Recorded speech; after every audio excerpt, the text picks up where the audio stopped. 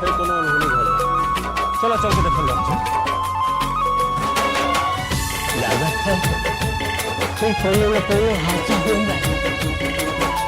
चल चल चला बेटवा जल्दी चला।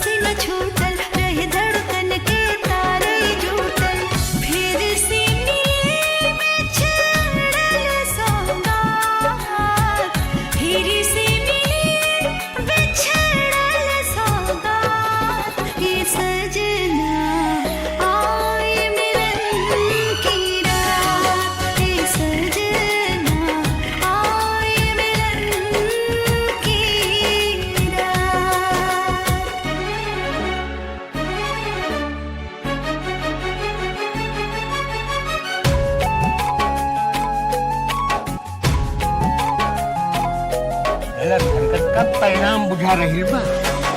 अरे जब इंसान देवता के साथ खिलवाड़ करी तो ऊपर का रिजल्ट होई। ऐसे कोई बेटा तू जल्दी से थाना पारी को फोन लगाओ तो।